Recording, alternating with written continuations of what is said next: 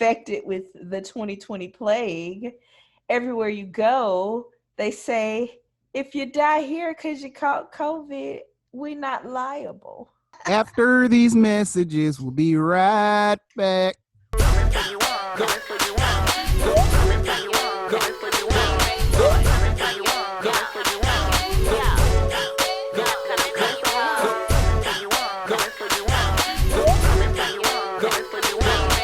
BBYB boo. BBYB boo. All right, everyone. This is your girl Shayna Von Shay on the Real B Rose podcast, and tonight's BBYB segment is all about purchasing power. Yes, I said it. Purchasing power, also known as buying power. We're going to get into a few topics on purchasing power. I'm going to share with you some ideals to shift your paradigm for financial awareness. But before I get started, I've got a few questions for my team. How long can you go without spending money? 2 or 3 days, maybe. No way possible for me to do that. So 0 days. 7 days. 7 days. 13 days. Okay, and that's a good run. Everyone should test themselves with things like that. I like to recommend you start with 1 day out of the week.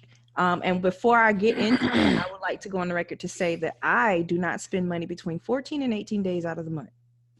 The longest I have gone without spending any money was 21 days. Oh, Wow. wow. Paying bills, buying gas, buying groceries. Mm-hmm. All of that. Yep.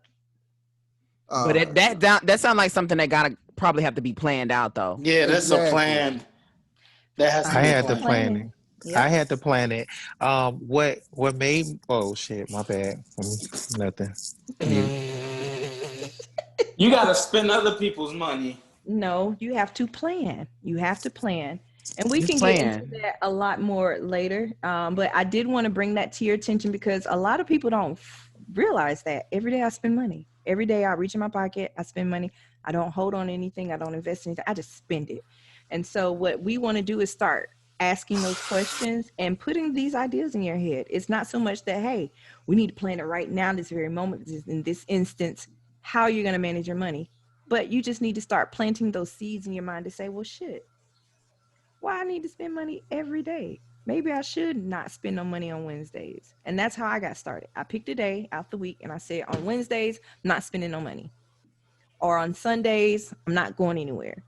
Or if it's not discounted, I'm not going to pay for it. So you have to start putting certain nuances on yourself so that you can get to the part where you say, now I got $1 million, let's roll. So number 2, my second question for all of you guys, do you invest any of your annual income? Yes or no? Yes. Businesses, just in different business endeavors I would like to do throughout the year. What about you? I invest in a retirement fund. I have some stock that I invest in. Also, I invest in, if like, say for instance, there's an up and coming business that I feel as though is maybe going to, or I believe in their mission and their stuff, then I'll invest in them as well. Okay, so you said retirement funds, stocks, and startups. Mm-hmm. Okay, what about you, Sirius? I'm currently invest any of your annual income? Yes, I'm currently living in my investment. I invested in this house and I invest in renovations. Okay, so you do real estate flips and you also invest in renovation. All righty, and last but not least, David, do you invest any of your annual income? Yes, I do. And tell me what you invest in.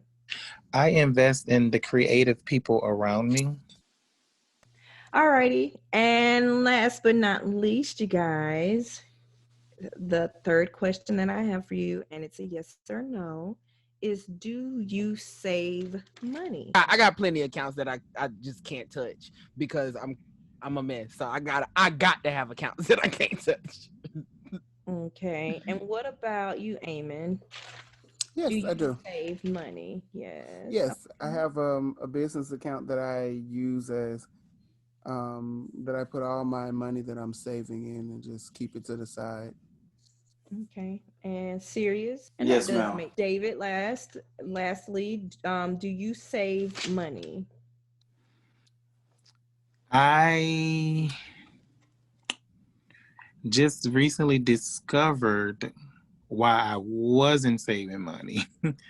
So now I think I have the capabilities to save it. And so everybody's situation is different. I'll go on the record to say that I don't save any money. I don't have a savings account. I don't keep it. I don't hold on to it. Um, I get rid of it as fast as I can. I hate money. For the record, yeah, I wish we never had to use it. Right. That's everybody says that. They be like, well, give me your money then. Give me your money then. The reason why I say that is because money is misconceived. It's like having a hammer or a screwdriver. Do you want 100 screwdrivers in your pocket? Would you like 1,000 hammers? That's what money is. It's just a tool. So what's the point in holding on to 1,000 hammers when you can just either give them to someone to use, or you can invest in a drill and get shit done faster? I don't know if my analogy makes sense to anyone, but that's my money is a tool analogy. And what we like to do, what I like to do, is make my money work for me. So can you answer a question for me so I can better understand this? Because so just like right now, I had to have emergency dental work done. If I were to have all of my money either spent or in investments, how would I have been able to pay for that? How, if there's like car issues come up, how am I supposed to be able to pay for that? Now, in an ideal situation, and it's not for everybody, but in an ideal situation for me, when my tooth extremity came about, like I told you about mine too, I used my credit. You've got Care Credit, you've got your Capital Ones, your Discovers, you got all these lines of credits that you've established and built up because you used your money to invest in secured profiles that became unsecured. Then your line of credit limits increased. And then guess what? You got a how many, what, $2,000, $5,000 credit card limit? Your teeth broke, boo. Swipe on, swipe up. You understand? That's how I roll. But in a lot of situations, people don't have credit and they do rely on savings, and that's normal.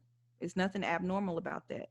What I like to do is inspire a new way of thinking, a new way of living, because it's the way that it's been done by the upper class for quite some time. They don't use cash, they use credit.